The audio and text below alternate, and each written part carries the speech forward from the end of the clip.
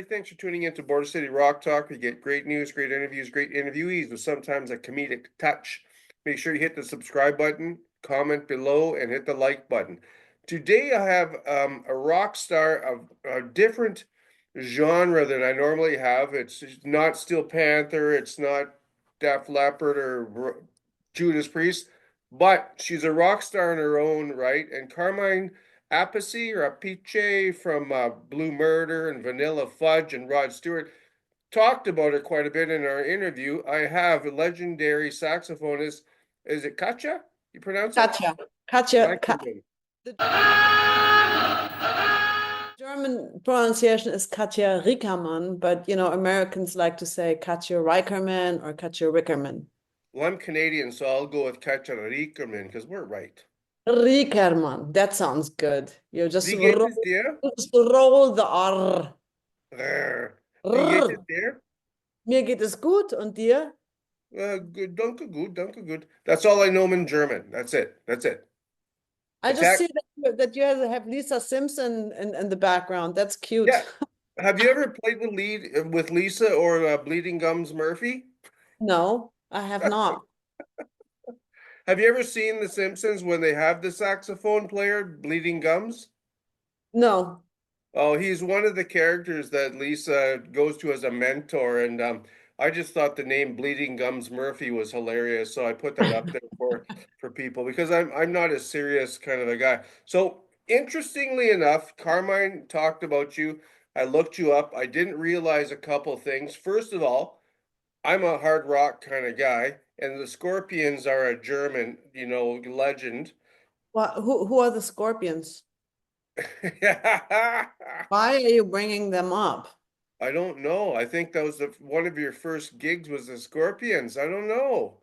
See, Well, it wasn't really one of my first gigs, but my brother played with the Scorpions for, I don't know, 10 years or something like that. And I know you probably were going to ask me about that gig, so I'm just going to, cut in and just tell you the answer without you asking. okay. So Scorpions obviously don't use saxophone. I mean, kind of obvious, right? But anyway, they did a gig, I think it was in Hamburg, where they did like a tribute to Elvis Presley, and they needed a saxophone player for one of those songs. So that was what I did. I only played one song.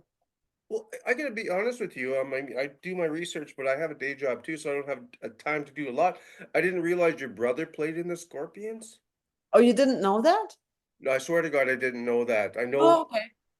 Yeah, he played in the Scorpions. He was the bass player in the Scorpions. I think he started in 992 or something like that. Wow, in 992, is that BC or I'm just joking? You meant 1992. Yeah, my brother is very old now. He's like 14 score and whatever. So, and the other thing was, I've seen some pictures of you with legendary guitarist Steve Vai, who people come to my channel for those kind of interviews. How did that become? Oh, you really did your research. You're stalking me. Can't believe it. No, I'm following Carmine. So, well, Steve Vai, that was actually at an art show of my brother's. I think Steve Vai also does art, and my brother started painting like, I don't know, like 10 years ago or something like that, and then he did an art show in Beverly Hills, and both my brother and Steve Vai performed there. So that's when that picture was taken. And I actually performed a song with Steve Vai as well at that art show. I don't remember what it was, though. It's like, that's like, I don't know, 10 years ago? No, 8, I don't know. It's a while ago. I forget what happened yesterday, so how am I supposed to remember that? Right, exactly. Well, right. And the other thing was, okay, and remember I told you before the interview, just don't take me serious. But I do understand you played with Queen. Huh? With Queen? I honestly, I don't remember that one. What's that? What's that? Oh, she performed for the Queen. Ayo. It's a big difference. You I mean, know, the I knew band it. Queen or Yeah. the Queen See, of England is like it couldn't be any more different, see, right? that's how corny my show is, right? So tell the viewers about performing for the Queen. Like that must have been amazing. It was really quite scary, to be honest with you, because I was told, do never look into the Queen's eyes. So, and we were, What? and yeah, we were, it was a small stage. There were like very little people. I think like maybe at the most 100 people, most of them royal, the whole royal family and stuff like that. And it was a small stage, and the Queen was sitting right in front of me in the first row. And Whoa. this was at a time where we did the standard stuff with Rod Stewart. Yeah. And uh I actually was reading some charts, which normally when I play with rock, I wouldn't read charts, because it's rock and roll. But these arrangements were kind of like complicated, and they had all these different parts. So I was actually reading charts, looking down to my music stand. So I remember one time in the song, I'm like looking down the music stand, and I'm done reading my part, and I look up a little bit, and here I'm like looking right into her eyes. And I was like, I couldn't move because I was like, oh my God, they're gonna kill me now because I'm looking in her eyes, and she was looking right back at me. Well, maybe she was looking at you so you could pin it on her. If the MI6 I don't came know. after you. But it was really funny. Of course, nothing happened, and Right. so That's interesting. They told you not to look in her eyes. I mean, those things are interesting things. Like, why not? But I get it. She's the Queen of England. Rest in peace. And so let's talk about, well, I gotta tell you, I mean, you must have the same sense of humor as me because of Horn Star. Like, I mean, when I saw that, I mean, I'm like thinking, okay, so do I ask her this? But I can tell you have a good sense of humor. So when you were in Hornstar, when you wrote, and I was in Hornstar. I wasn't. What do you mean well, when I was in Hornstar? well, I actually saw that and I looked through the websites I usually browse. I didn't see you there You didn't see me where? What? in any Oh, Hornstar videos. Anyways, okay. So Hornstar, um, I released my first solo CD in 2007. right. And that was kind of jazz, like some covers, but also some originals, kind of like Latin jazz style. Then in 2009, I decided I wanted to do my fax is ringing. Sorry. That's okay. Let's just wait until that stops real quick. I can't even hear it. You can't? Oh, okay, We good. can't hear it. So anyway, I wanted to do a house music, like dance house Yeah. music um CD. And I was working with this guy in Germany on it. And I came up with the title Horn Star because I wanted it to be edgy, I wanted it to sound like Well, different. that's And edgy. the obvious is like, people go like, what is it? What did she Yeah, say? the Horn Star. Well, I was gonna think like when you were writing a track, would it be called a horno? The what? If you wrote a track, do you call it a horno? Porno? I don't know what that is. Sorry. Okay, you'll get it later. You'll Oh, get it. I'm supposed to laugh. Ah! Sorry. Ayo. It's okay. It's okay. So, you were doing some shows called Tonight's the Night with Rob Caudille and Carmine. Talk Mhm. about a bit about that and how that came about. No, let's talk about Rod Stewart first of all. I almost missed the big. How did you get introduced to playing for Rod? You're with him for 14 years. You have any funny, crazy stories? I do.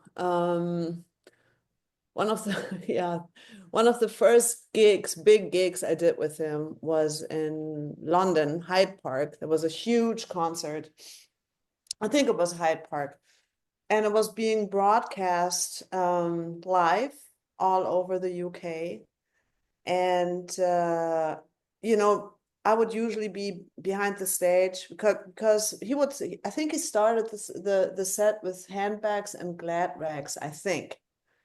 So on that song, there's no saxophone. So I was backstage warming up, but I already had the clip microphone on my sax, and I would usually, no, actually the sound guy, our sound guy, he would usually mute it until I would come out, you know, Okay. to play the next song where I would be seen on stage.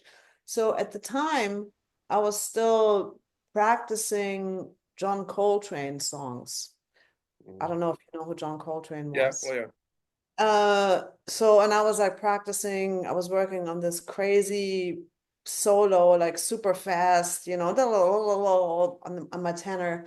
And I was warming up while they were playing handbags and glad rags. And of course, what I was playing had absolutely nothing to do with the song Handbags and Glad Rags.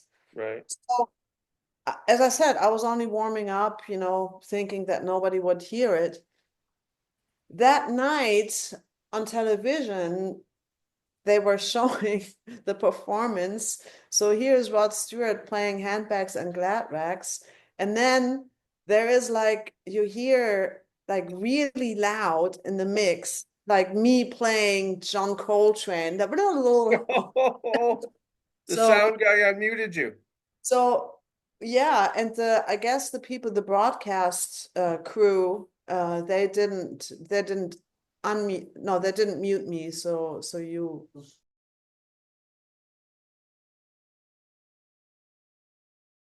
And Saga, we'll talk about Saga, Canadian band. Uh, yeah, my boyfriend at the time, this is a very, very long time ago. My boyfriend at the time, he was touring with Saga, and I just went on tour with him for a little while. And I had my saxophone with me, and I would practice, you know, while they were doing sound check. And so they heard it, and then they were like, "Oh, well, you know, we've got this one song where we have a clarinet and a sax. Why don't you come out and play with us? You know, well, you're Yeah, here already." yeah. So it was kind of funny. That's a good Canadian segue. So actually, I was checking out something. I don't know why I went to this, but saxophone jokes. I don't know if you heard this one. How many saxophonists does it take to change a light bulb? No, no, this is the joke. How many saxophonists does it take to screw in a light bulb? Four. One to change the bulb and three to argue over which era of jazz was the best. Which what? Which era of jazz was the best? Which era of jazz? Era, era. Oh, era of jazz. Yeah, Ah, one to screw it in and three to argue over which era of jazz was the best. yeah, Corny? I don't know. I'm not. That's a corny joke. So, It's a joke. so that was a good story. You're talking about Rod, and they didn't even mute you. So, what did Rod say after the show? Did the sound guy get canned? No, it wasn't the sound guy's fault. It was the people's fault that they were in the what do you call it? In the van, in the broadcast van for Oh, BBC. okay. So it was really their fault. I Oh, think. But whatever. I mean, you know, Rod, he laughed about it. is he a really relaxed kind of guy? Most of the time. But he does have his moments. You're saying, okay, I get it. I get it. When's the last time you spoke with Rod? We just texted actually 2 days ago. Is he like, to be honest with you, I didn't follow his schedules. I do love a lot of his songs, but I'm more into the harder edge. But I mean, I love Maggie May, Young Turks. Do you think I'm sexy? That stuff. But is he going to be doing any shows upcoming? Like, have you joined him in the last few years on stage at any point? I know you're with him for 14 years, but No, I mean, you're always asking like a couple of questions at once. I know. Maybe you Sorry. can just ask one and Yeah. then ask the next one. But he is doing shows. Yeah, he's actually doing a residency in Vegas right now. He's Okay. there. I think they did the first show last Wednesday. And Wow. that I mean I've done that residency with him for many, many years before I left. And Yeah. it's usually a run of 9 shows, I think 8 or 9 shows. And he usually Right. plays Wednesdays, Saturdays, and Sundays. So he'll be Okay. there for a couple of weeks. And I Nice. think he's going back on tour also to Europe in the summer. Wow. Wow. Wow. It's just incredible just the stamina to be doing that for so many, I decades, know, right? at his age, it's crazy. Yeah. What did he just I think he just what he I think is he close to 80? Apologize if I'm wrong, but He turned 80. yeah. I think I talked to It's Carmine about a year ago and he said that he was invited to his birthday or something because they both live in Florida or something. So 70th. Yeah, we were both at his 70th birthday party. Carmen was there too. He had a big party here in LA, where he invited like all of the people, from the past that have three worked with him. 3,000 of his closest friends. Exactly. So yeah, I mean Carmen and I were part of that club. Yeah, for sure. So tell us what you're doing now. You're talking about you got a show at the Baked Potato, and then tonight's the night. Tell us about those shows. So I'm pretty sure that they'll be sold out as soon as tickets are online, but let us know about those shows. Yeah, I play at the baked potato every couple of months. Actually, the baked potato is the reason why I moved to LA back in 1997.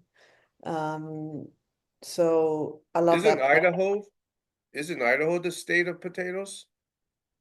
I don't know, Yeah, but Idaho's the baked potatoes that they serve there, they're massive. Of course, it's called baked potato, but they call it because they serve baked potatoes there, and you can only order baked potatoes as a really main. They're like filled with whatever, like you can get steak. steak or spinach and cheese or mushrooms, and or my favorite is with actually it's quite a bizarre combination of corn, pineapple and ham, but it's really yummy. It's really great. But the potatoes are like this big. They're Really? massive. They're massive. But anyway, I love that place. I don't know, you've probably never been, but it's an institution in town. It's been there for like, I believe 60 years now. It Wow. hasn't changed a bit. It still looks exactly the same. Hmm. Um, and it's a little divey, So is Uh, there like shag carpeting? what? Is Shared it car? shag Shared? carpeting? What Yeah, is it? like well, it's like that carpet from the 70s people had all over. I'm not sure, maybe. Yeah. Well, if it's if I, you said it I know hasn't changed, I know so I know it's green. It's green carpet. It's not pretty, but that's a everybody plug. Everybody go to the baked potato. It's not pretty. no. Well, but it's got a great vibe. It's very, very Atmosphere. focused, and it's an honor to be playing there. I'm kind of like, I don't know, part of a You kind of club. do a residency there all the time. Well, yeah, I mean, I've been playing there since 1997, so it's Wow. time, I play there every couple of months, and got a really, really good band, really great live band. I actually would love to go on tour with my band. I just have not, for some reason, I have not been able to find a booking agent or a manager or something like that. I don't know why that is. But yeah, if anybody watches this and is interested in helping me book a tour, Wow. Well, yeah, there's I've got I'll see if both of my subscribers I've got more than two. If well, I'm sure that people would love to have you showcase your talent with your band. And so with tonight's the night, are those shows starting in September only? Like I didn't see anything earlier. oh, with Rod, no, no, we Cameron. do. No, no, no. There is I think there's one in April, two Okay, in May, I think two in June. Uh like there's kind of sporadic. There's, not okay, that. okay. Right on. So I want to thank you for your time. I'm going to put links below. All everybody go to the links below and check out where Katja is like Rieckermann is playing her Well, shows. You'll be blown away by her biography. I got to tell you, I didn't know you're in Ally McBeal. oh my God, yes, that's a long time ago. That was like right in the beginning when I moved here. And then, Tell us what character you played. oh, I was in the band. I was a saxophone Okay. character. Okay. I was the Lisa Simpson of the Ally McBeals. The Lisa Simpson of Ellie McBeal, that is awesome because I didn't watch it because I was like it was I thought it was catered to females more or less. It was almost like going to a chick flick or something, so I didn't really watch it, but I'm gonna watch it now. But I'm sure a lot of my subscribers are gonna be like, that was her, and they're gonna Well, be it was only when they had a band perform in that local bar, and but they had some great guests. I played with, I think Randy Newman. I don't really remember. Was it Wanda Shepherd? Like a bunch of those names that were really popular in the 90s. right, So, right. and then, but what was super fun was I was in Star Trek, in the Star I Trek saw movie. that. Yeah, So that was amazing because I'm a Trekkie. I mean, you're a not Trekkie. I'm not a nerdy Trekkie, but I love Star Trek. Actually, one of my favorite movies of all time, you're gonna laugh, is the Star Trek movie that came out in 2010, the prequel to the TV show. I don't know if Oh, you okay. with um what's his name? Well, anyway, so it's basically where everybody meets. So they're Yeah. all young, like Captain Kirk and Spock and the Doctor, and so how they all meet and stuff. And I'll absolutely love that movie because I think the cast is just so fantastic. It's like 100% they totally uh did a great job on that. So I love that movie. They I'm gelled, right? excited. I was in a track movie called Nemesis. Yeah, that's the one. Yeah. Yeah. Well, there's Trekkies out there, so I'm sure that they're now gonna go and check out what you did in Nemesis. Now, I always have a cliche question. Like, I am Canadian, but I'm right on the border with the United States on the other side of the bridge. Do you have a favorite Canadian musician or artist besides Saga? I'm thinking Holly Cole. Have you heard of Holly Cole? No, I haven't. Okay, well, she's a famous jazz player in Canada. What does she So, play? pardon me? What does she play? She's a singer and pianist. Okay. But Yeah. yeah, do you have a favorite Canadian musician besides Brian Adams or Rush?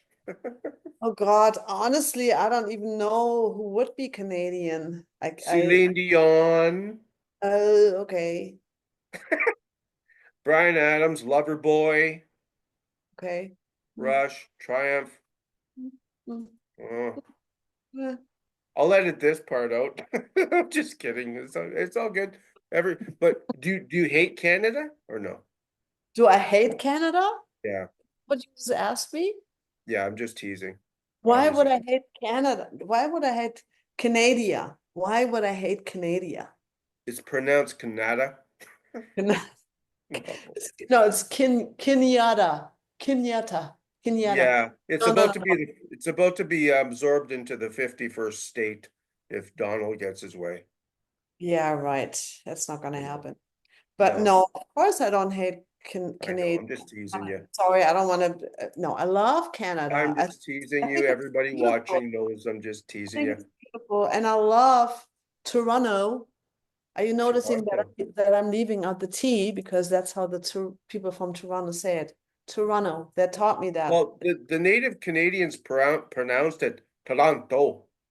No, I'm just Oh, kidding. Kidding. I'm kidding. oh. I want to thank you for your time. You've been gracious. I know you're very busy. What's the opposite of unsubscribe? The opposite of unsubscribe. Please subscribe. Do as Katja Rieckermann says and subscribe to this channel, or she's gonna kick your ass. Isn't that Because right? I'm German. Yes, I'm gonna come and I'm gonna, yes, do It looks exactly. like you have a knife in your hand. You're in the No, kitchen. I have a pen. You'll stab them in the eyes. Well, I want to thank you so much. I'll put all the links below. Everybody check out Katja when she plays near you, and if she gets that tour going. And hey, if there's anybody on here who wants to get her in touch with the manager, let me know and I'll send her a message. But thanks again for your time. Thank you. Thank you so much.